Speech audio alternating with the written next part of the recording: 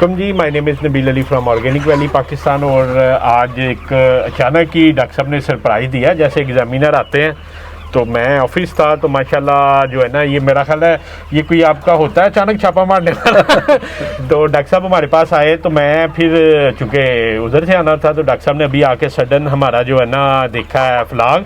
तो अभी हम वही डिस्कशन कर रहे थे, तो डॉक्टर साहब से हम फीडबैक ले रहे थे। तो डॉक्टर साहब आपका शुक्रिया माशाल्लाह अचानक आने का सर बहुत आपका बहुत शुक्रिया। अच्छा, ये डॉक्टर साहब अभी आपने देख लिया, आप जो बात कर रहे थे कि माशाल्लाह हमारा जो नॉर्मली होता ही है कि अंडर वेट बर्ड चल रहा होता है। तो हमने डॉक्टर साहब से अभी डिस्कस किया कि ये लुमन ब्राउन की फीमेल में हम खड़े हैं, और ब्लैक की भी देखी है।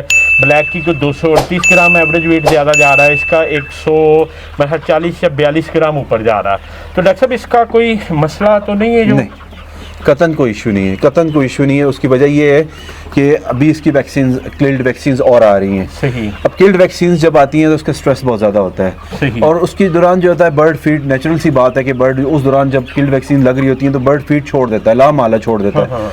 जब किल्ड वैक्सीन के दौरान बर्ड फीड जब छोड़ देगा तो फिर ऑटोमेटिकली जो है ना वो आप at the end of the उसमें जो है ना आप लेवल कर जाते होते हैं। जी। और इस वक्त क्योंकि इसका सेक्सुअल मेच्योरिटी की स्टेज शुरू हो गई है, अभी इसकी ग्रोइंग मतलब एज है, अगर तकरीबन मजीद 2-3 हफ्ते ये मजीद जो है अपना फुल इसकी स्केलेटल डेवलपमेंट हो जाएगी, मस्कुलर डेवलपमेंट भी इसकी हो जाएगी। अब फिर क्या होगा कि फिर इसका सेक्सुअल मेच्योरिटी की तरफ ये जाएगा बर्ड, नेचुरली तौर पे इसकी ओवरीज डेवलप होनी शुरू हो जाएगी। बॉडी डेवलपमेंट के बाद सेक्सुअल मेच्योरिटी जिस तरह इंसान में होती है कि पहले बच्चे का कद बढ़ता है, बॉडी डेवलप होती है, उसके बाद फिर जो है ना उसकी सेक्सुअल मेच्योरिटी होती है, दाढ़ी आती है, मूंछ आती है और बाकी सारे लवाजमात होते हैं। तो इसी तरह इसकी सेक्सुअल मेच्योरिटी जब स्टार्ट हो जाएगी, इसमें जो है इसकी कलगी थोड़ी सी बड़ी होनी शुरू हो जाएगी, मुर्गी बैठनी शुरू हो जाएगी। ये सारा सेक्सुअल मेच्योरिटी के साइंस हैं। तो इस दौरान तक ये जो है ना बर्ड अपना आपका जो मतलब है कि जो स्टैंडर्ड जो थंब रूल कहता है वो ये कहता है कि लेयर के अंदर, मैं बात करूंगा ब्रॉयलर ब्रीडर का, ये बाकी मैं हवाले से डिस्कस नहीं करूंगा, वो एक डिफरेंट स्टोरी है। तो इसका ये है सर कि आप जब अंडा ले रहे हो तो आपका बर्ड या अंडा लेने के करीब आप जब पहुंच रहे हो तो आपका बर्ड का वजन कम से कम 1500, 1400-1500 ग्राम, एट एवरेज 1500 ग्राम आपका वजन होना चाहिए आपकी मुर्गी का। जब आपकी मुर्गी का इतना वजन होगा ना, फिर जब अंडा लेंगे फिर प्रॉब्लम नहीं आएगा। लोग ये करते हैं कि लोग कहते हैं जी ये क्या कहते हैं, इसको अंडर वेट रखा जाए या थोड़ी सी बचत की जाए तो उसका, या इसका जो है ना अपना इसका वेट ना बढ़ने दिया जाए। उसका सबसे बड़ा नुकसान ये होता है कि ये मुर्गी अब देखिए मेच्योरिटी की तरफ जा रही है, बड़ी हो रही है। तो फिर क्या होगा कि मुर्गी ने तो कभी ना कभी तो अंडा देना ही है।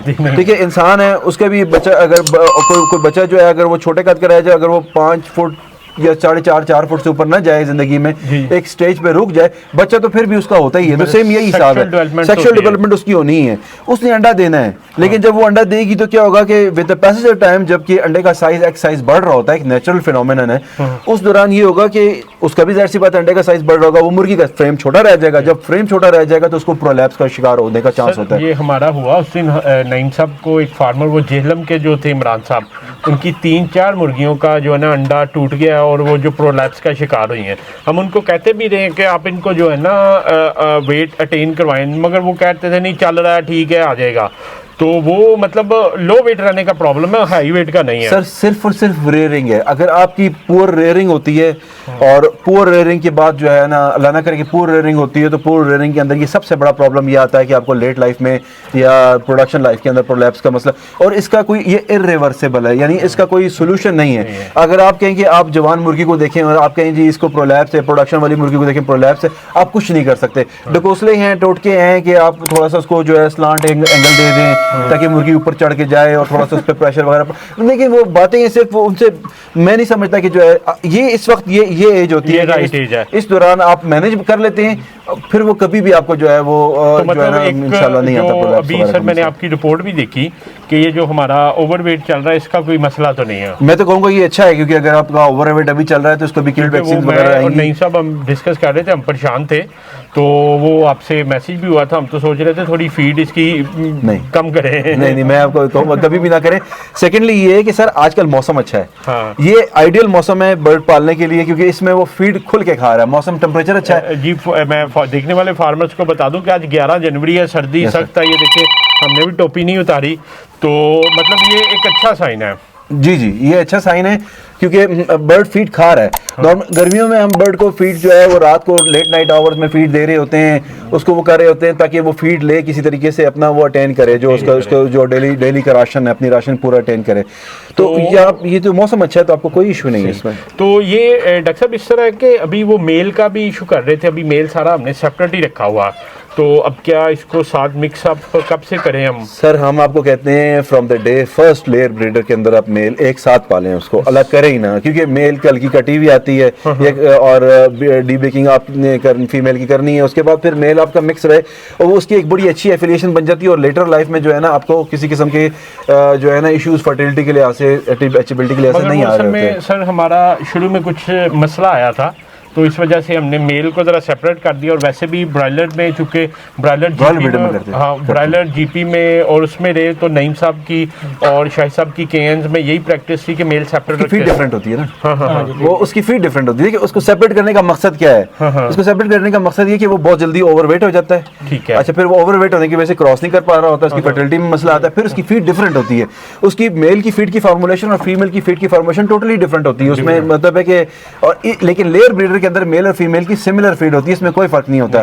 तो अब मतलब अगर आपने अभी आप अगर मिक्स करना चाहते हैं तो अभी आपको बर्ड, जैसे मैंने बताया कि बर्ड थोड़ा सा खुला करेंगे, उस दौरान अभी आपका ये चाहिए आपको कि आप अपना मेल सारा जो है इसके अंदर मिक्सअप करें। जी। और तकरीबन कुछ 15-16वें वीक पे, अभी आज तकरीबन 11.5वां हफ्ता चल रहा है इसका। 11 हफ्ते 4 दिन हो गए, 3 दिन 11 हफ्ते 3 दिन तो 11.5वां हफ्ता हो गया ना। जी। तो इसको तकरीबन 12वें तक आप 10 मतलब मिक्स कर दें, और मिक्स करने के बाद फिर ये होगा कि 15वें-16वें में जाके आपने इसमें से 8% छोड़ देना मेल। ठीक है। बाकी सारा मेल आपने निकाल के एक स्पेयर में रख देना है, और उसको फिर आपने सर्कुलेट करना है कुछ हफ्ते के बाद, 10 दिन के बाद जो है ना उसमें से कुछ अच्छा मेल लेके इसमें डाल दें, यहाँ से कुछ निकाल के उधर ले जाएं। वो तो लड़ता मरता भी है मेल में, अक्सर मसला ये होता है कि मेल लड़ता भी बहुत है, तो उसमें भी लड़ने वड़ने की वजह, क्योंकि एग्रेसिव मेल है बहुत ज्यादा, तो वो भी मारा मारी होती है इनकी। तो फिर इसलिए कोशिश करें कि मिक्स, मैं आपको कहूंगा कि 8% से ऊपर कतन ना जाइएगा। 7.5% हम इवन हम कह रहे हैं कि 5.5 से 6% तक मेल लेके जाएं आप, वरना फिर ये होता है कि ये मेल बहुत ज़्यादा एग्रेसिव है।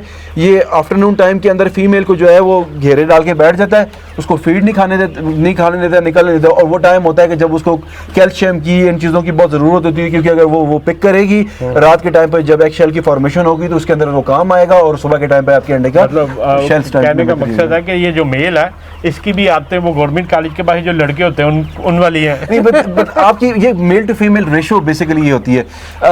नॉर्मली तौर पे जो है मेल टू फीमेल रेशो हमारे बर्ड्स, मैं अपने बर्ड की बात करूंगा, हमारे बर्ड जो है तकरीबन कोई आप कहें कि 7 से 8% के ऊपर यंग फ्लॉक जो है वो बेहतरीन परफॉर्म कर रहा होता है। नेक्स्ट ईयर के अंदर अगर आपको, हम तो नेक्स्ट ईयर के अंदर भी रिकमेंड नहीं करते कि आप 8% से ऊपर का ये लेके जाएं, क्योंकि मेल इतना एग्रेसिव होता है, हमारा इतना एग्रेसिव मेल है कि ये आपको आपकी जो है ना फर्टिलिटी में आपको किसी किस्म का कोई फर्क नहीं आएगा। और इंशाल्लाह जब आप इसको मिक्सअप कर लेंगे और जब ये इंशाल्लाह अंडे पे आएगा तो हम इसके अंडे को तोड़ के भी दिखाएंगे कि भाई इसमें जो है फर्टिलिटी कैसी है। फर्टिलिटी का मैं टेस्ट करके दिखाऊंगा कि भाई हम अंडे तोड़ेंगे और उसमें पता लग जाएगा कि भाई ये फर्टाइल एग है या नॉन फर्टाइल एग है, तो उससे हमें अंदाजा हो जाएगा, जो कि हमें हर पीएस फार्मर को करनी चाहिए रेगुलर इंटरवल्स के ऊपर फर्टिलिटी चेक, ताकि आपको पता लगता रहे कि आपका मेल आया वायबल है या नहीं है, मेल काम कर रहा है या नहीं कर रहा। सर हमारे पास जब पिछला 1.5-2 साल का हो गया था तब भी हम चेक करते थे, फर्टिलिटी होती थी, मगर उस वक्त 2 साल पे जाके मेल भारी हो गया था, एज हो जाती है, तो वो उस वजह से एज हो जाती है। तो बाकी सर मैं तो नहीं मौजूद था, नहीं साहब ने विजिट करवाया, क्या आप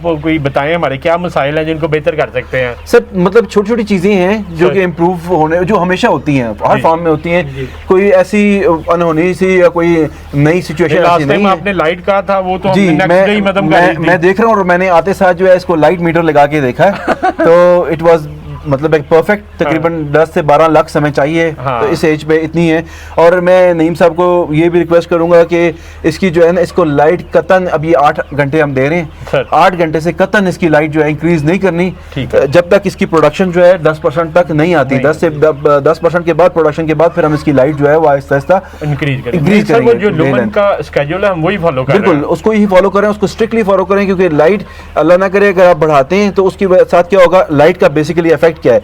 लाइट बेसिकली एब्जॉर्ब होती है थ्रू आइज, ठीक है, और लाइट के क्या होगा कि एस्ट्रोजन की स्टिमुलेशन को बढ़ाती है। जब एस्ट्रोजन हार्मोन स्टिमुलेट होता है तो उससे फिर ओव्यूल्स जो है वो ज़्यादा वो बनते हैं, और जब वो बनते हैं अगर जल्दी एज में, इस एज में जल्दी, तो इसका मतलब अर्ली मेच्योरिटी आनी शुरू हो जाती है।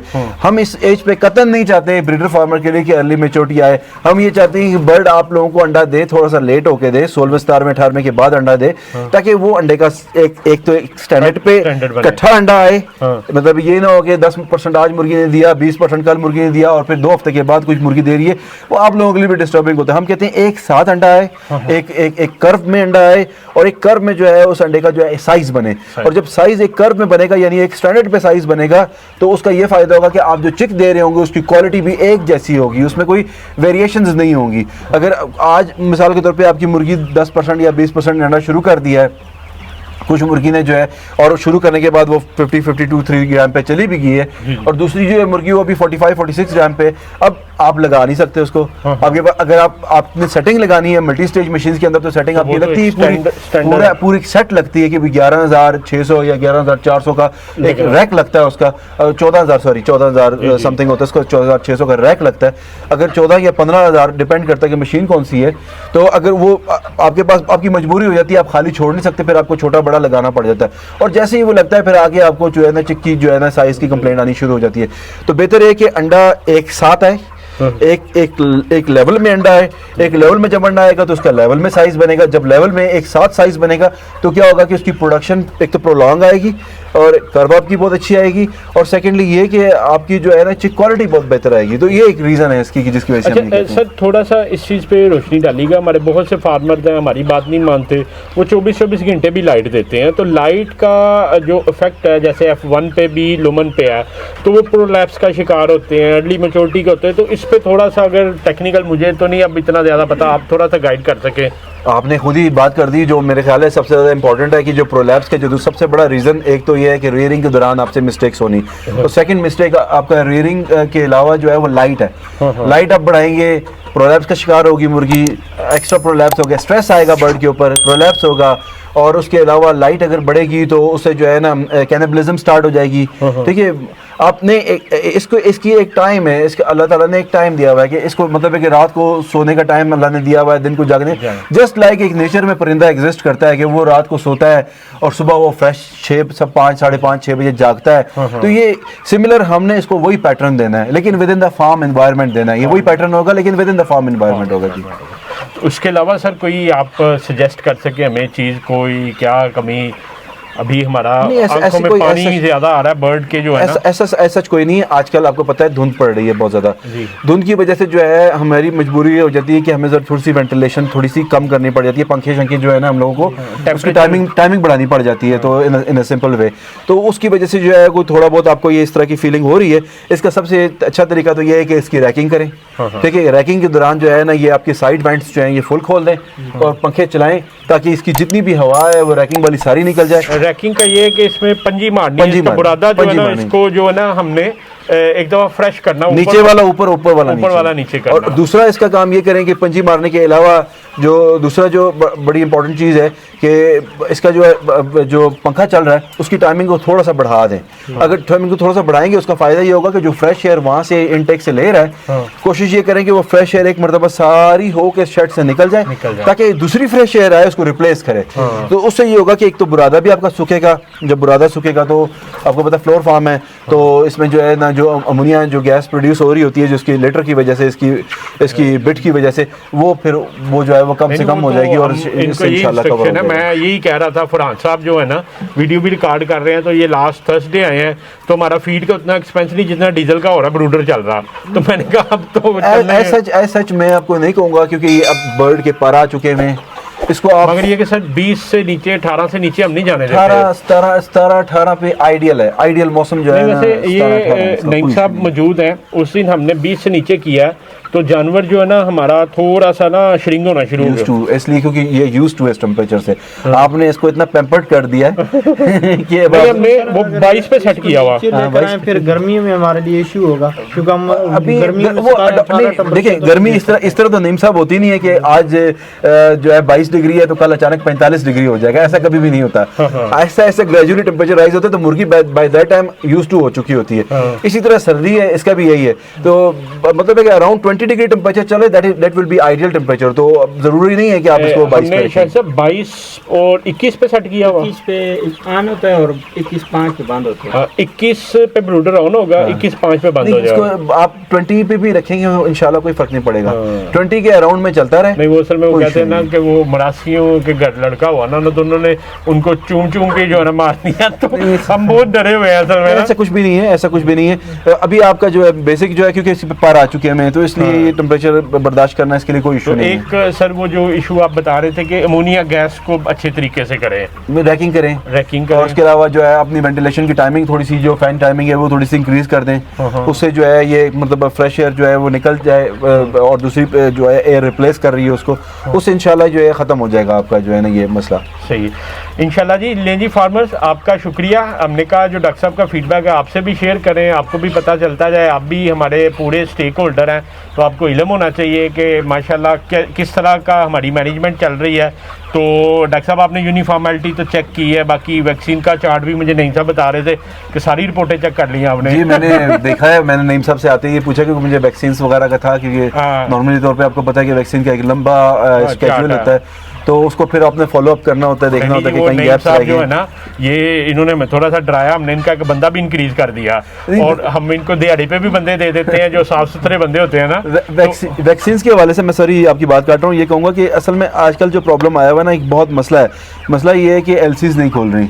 अब जब एलसीज नहीं खोल रही, वैक्सीन हमारी ज़्यादातर सारी बाहर से आ रही है, अमेरिका से आती हैं, यूरोपियन यूनियन से आती हैं, तो इसलिए ख़ासतौर पे लेयर की किल्ड वैक्सीन के हवाले से भी और कुछ स्पेशल वैक्सीन जो हैं अब वो उनको प्रोक्योर करना एक बहुत बड़ा अजाब हुआ हुआ है। पीछे जो है डिस्ट्रीब्यूटरों के पास माल नहीं पड़ा हुआ, तो अब आपको बहुत ज़्यादा प्री टाइम चलना पड़ रहा होता है, पहले बताना पड़ता होता है डिस्ट्रीब्यूटर्स को और उनको कि जो दे रहे होल सेलर्स को कि हमें जो है ना वैक्सीन फलाने डेट पे चाहिए होगी। हमारे पास तो अल्हम्दुलिल्लाह सारा अगला 6-7 वैक्सीन जो होती है उसका स्टॉक पड़ा होता है। ये तो बहुत अच्छी बात है। आप हमारा देखें अभी भी हमारे पास 5 वैक्सीन का स्टॉक पड़ा है और अल्हम्दुलिल्लाह हम कोई भी मिस नहीं कर रहे। जो अभी आप वैक्सीन का नाम ले रहे थे, आपने तो नाम लिया, मेरे दिन में उसकी प्राइस आई तो वो इतनी महंगी थी बहुत महंगी तो उसका फायदा भी ये है कि डॉक्टर साहब ने बताया कि वो आपको नहीं आपके फार्मर्स को फायदा होगा। जी जी, तो इन शॉर्ट ये है कि डॉक्टर साहब तसल्ली है आपकी माशाल्लाह ठीक चल रही है। अल्हम्दुलिल्लाह। ले जी फार्मर आपका शुक्रिया वीडियो देखने का। इंशाल्लाह नेक्स्ट विजिट पे अगर डॉक्टर साहब अचानक आएंगे तो फिर मिलेंगे, अगर ये बता के आएंगे तो फिर भी मिलेंगे। चलिए नियर टू प्रोडक्शन मिलेंगे इंशाल्लाह जी, इंशाल्लाह। आपका बहुत शुक्रिया जी, थैंक यू वेरी मच। अस्सलाम वालेकुम।